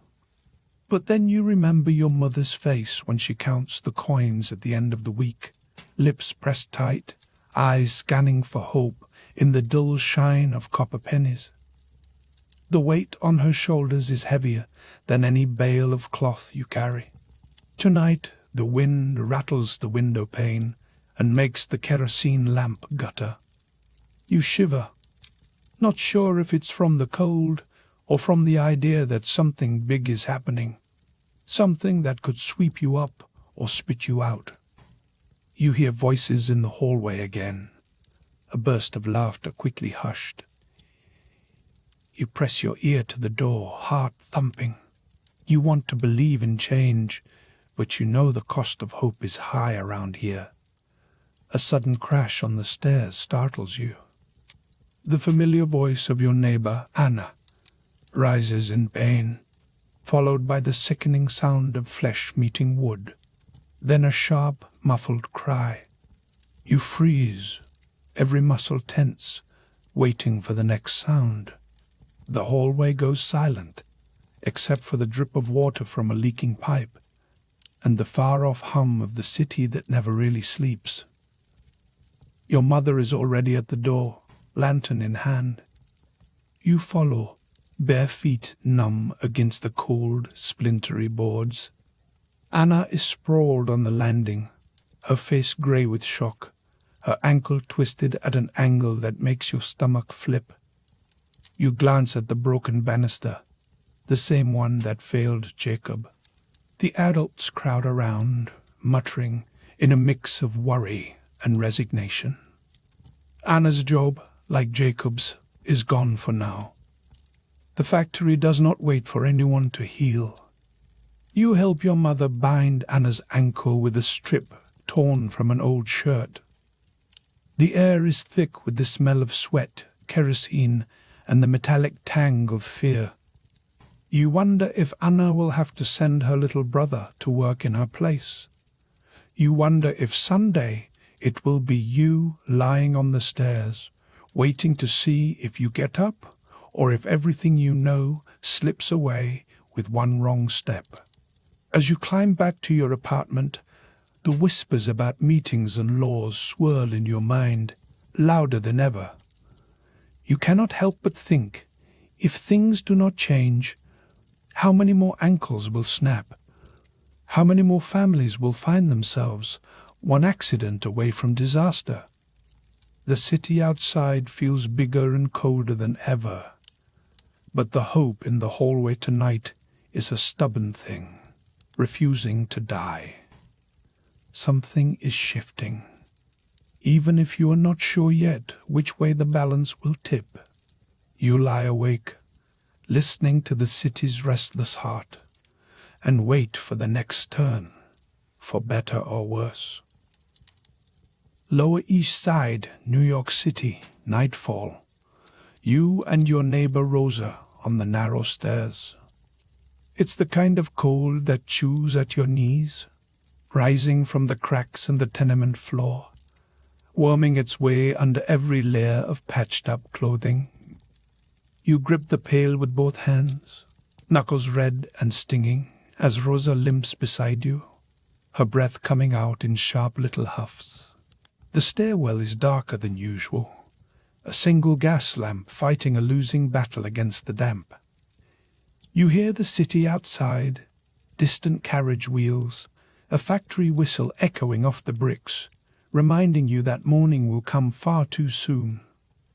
Rosa's ankle is twice its usual size, purple and angry.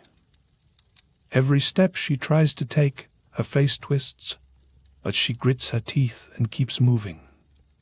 You remember exactly how it happened. A foot caught on the splintered wood, a sudden slip, then that sickening snap. The noise made your stomach turn.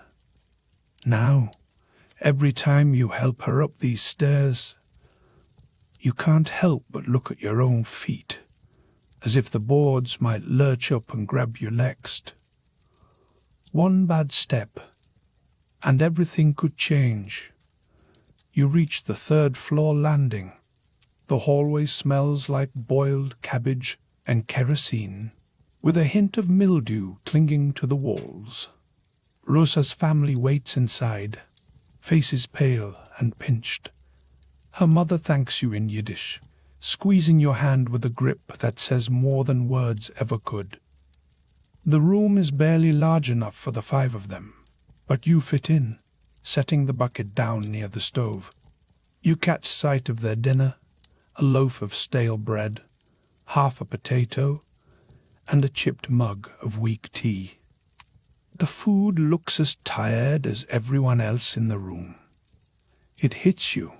If Rosa can't work, her family eats less. Not just for a day or 2, but for however long it takes her ankle to heal. No work means no coins, and no coins mean you start skipping meals. The math is simple, but the hunger it leads to is not. It's not just Rosa. Every family here walks that same tightrope. You've seen grown men set out for the factories, with bruises hidden under their shirts. Mothers carrying laundry loads twice their size, kids younger than you selling newspapers on corners until their voices crack from the cold.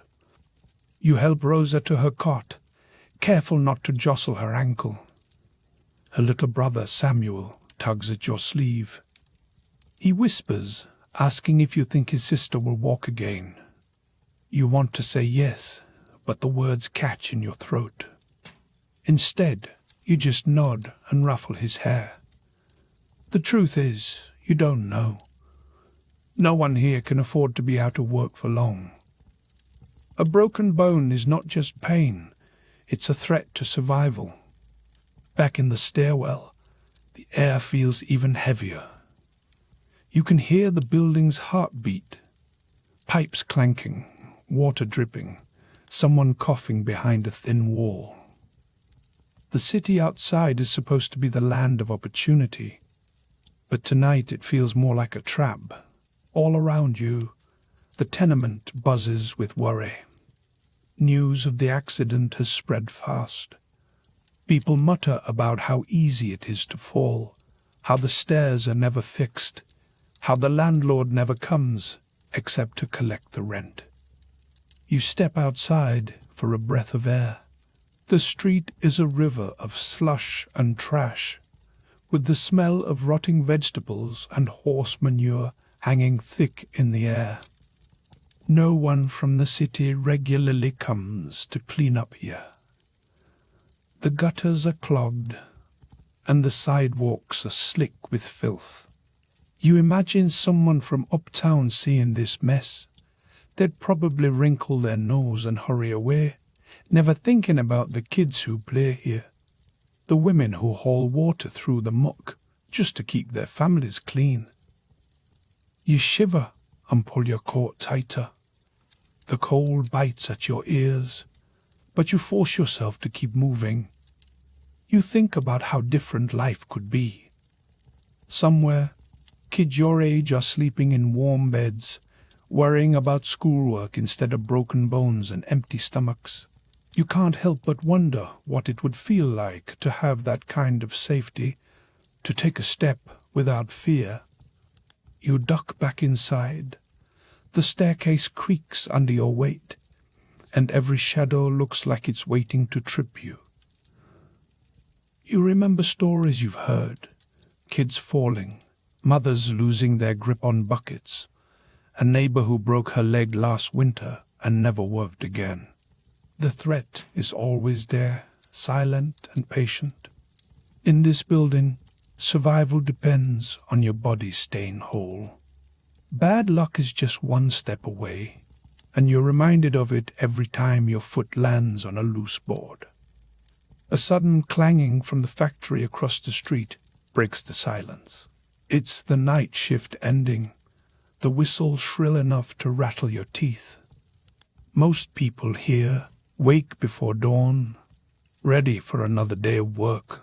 The whistle at 5 a.m., their alarm clock and their warning. Sometimes you wonder if the factory ever sleeps. The noise never really stops. Gears grinding, steam hissing, voices shouting over machines. Even in the dead of night, the city hums with energy. But it's the kind that drains you rather than fills you up. You crawl into your corner of the bed, pulling a thin blanket over your shoulders. The mattress is lumpy and smells faintly of mold, but it's better than nothing. You listen to the city's heartbeat, the distant horses clopping, a baby crying somewhere downstairs, the wind sneaking in through cracked window panes. You try to block out the aches in your legs and the chill in your bones.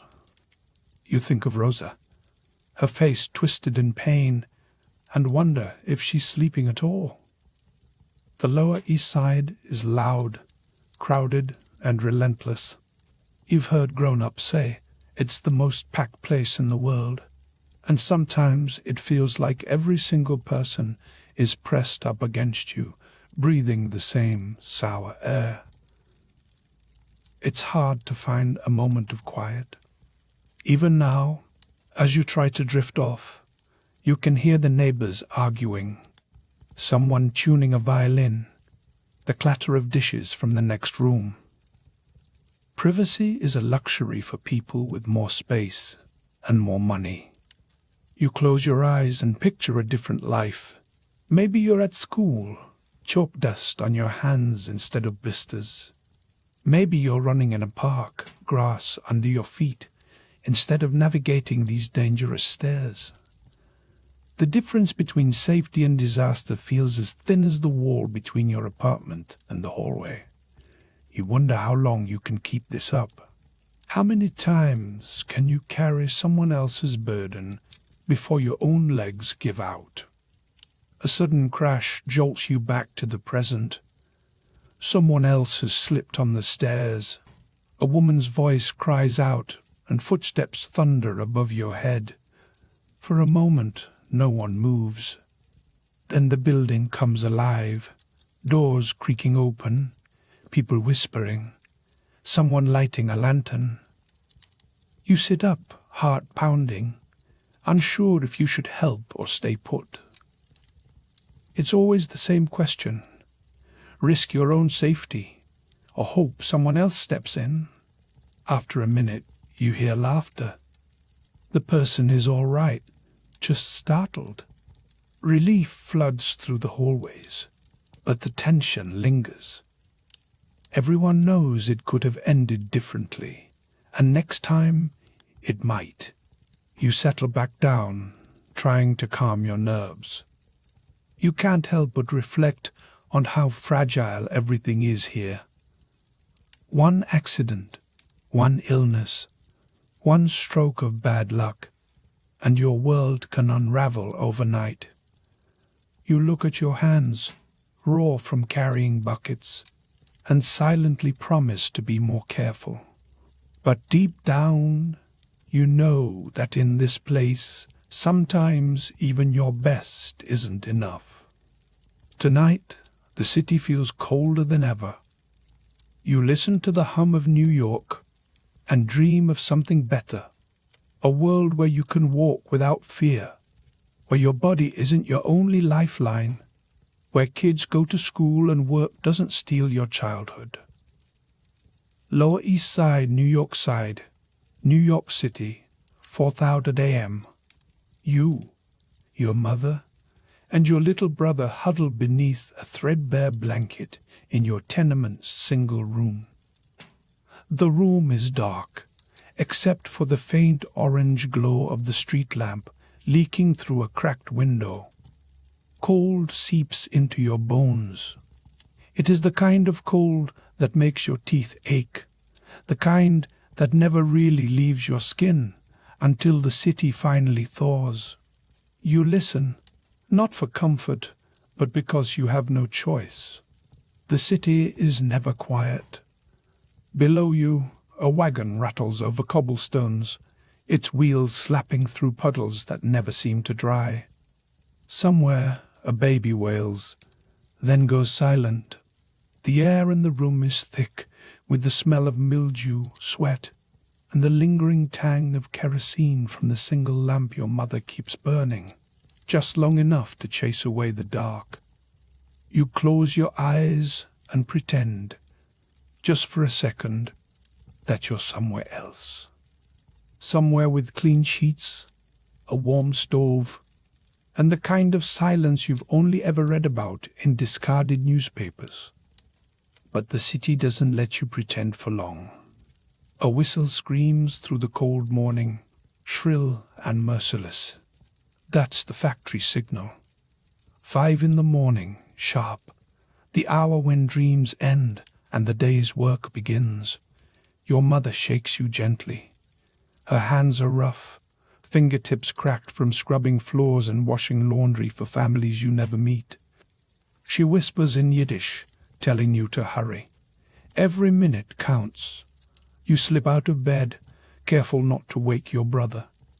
The floor is so cold it burns. You dress in yesterday's clothes. There are no fresh ones. As you pull your boots over your socks, you wince at the hole in the heel. You tell yourself it's fine, that you'll get used to it by the time you reach the factory. You always do. In the hallway, you pass Mrs. Bernstein's door.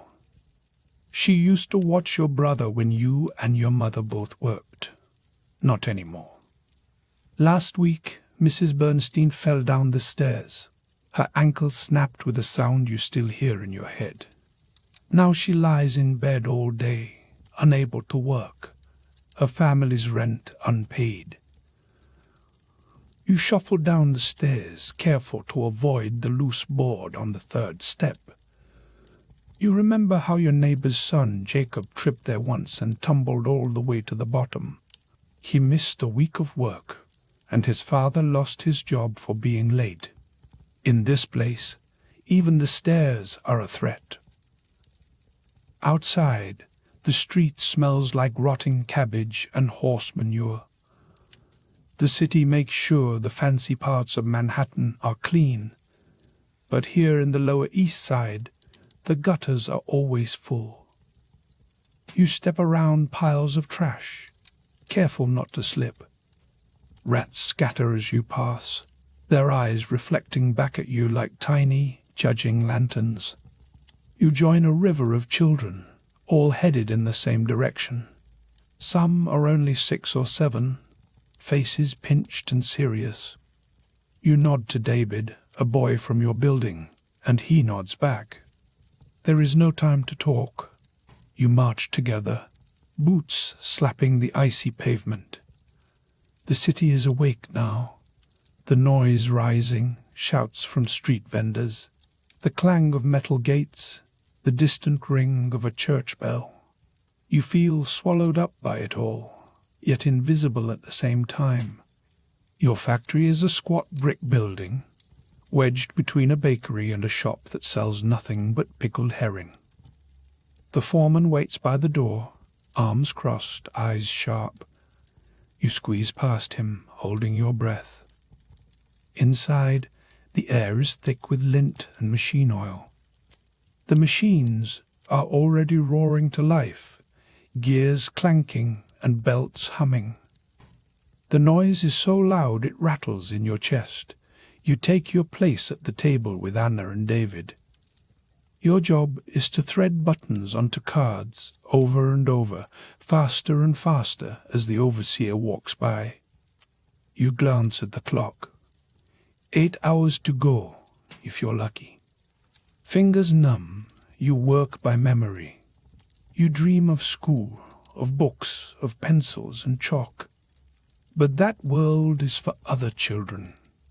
The ones whose fathers don't limp or cough up blood. The day drags. The only break comes when the foreman lets you step outside for a few minutes. You gulp cold air, hoping it will clear the dust from your throat. Anna rubs her hands together, blowing on her fingers. She tells you her brother is sick again, and her mother is worried about the rent. You nod. Everyone is always worried about the rent. By noon, your back aches and your head throbs from the noise. You wonder, not for the first time, if this is how it will always be. If you will ever get out from under the city's weight. You think of the stories you've heard, about laws being passed, about people marching and shouting for change. Sometimes you imagine what it would be like if the factory closed and you could go to school instead. The thought is like a secret you keep tucked inside, a tiny seed of hope. A whistle blows, signaling the end of the shift. You stand, legs stiff, and stumble outside into the thinning light. You and Anna walk home together, boots scraping the filthy sidewalk. The sky is the color of dirty wool. The streets are crowded, a crush of bodies moving in every direction.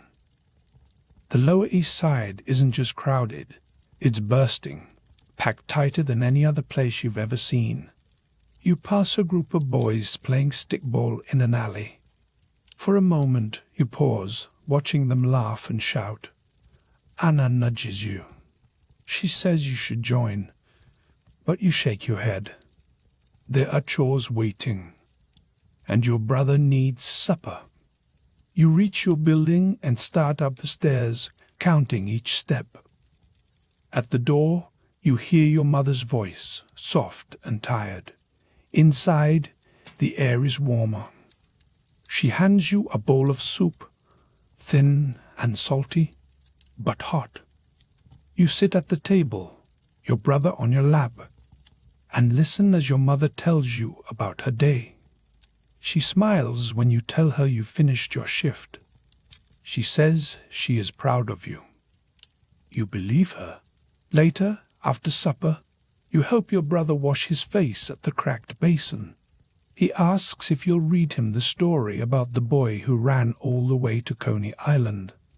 You laugh and say yes, even though your eyes are heavy. You read by the light of the lamp, your voice low. The words blur together, but you keep going until he falls asleep. Lying in bed, you listen to the city's hum. The noise is different at night, softer, almost gentle. You stare at the ceiling, tracing the cracks with your eyes. You think about tomorrow. You know you'll wake up before dawn. You know the city will still be cold, the factory still loud, the work still waiting. But you also know you are not alone. You are part of something bigger than yourself, a city, a family, a fight for something better. You hold tight to your dignity, even when the world tries to take it from you. You cling to hope, stubborn and bright. You believe with everything you have that things can shift. Maybe not today, maybe not tomorrow, but someday. You are the city's heartbeat, its stubborn pulse. Your story is its story, a fight for survival and for a future that, just maybe, will finally belong to you.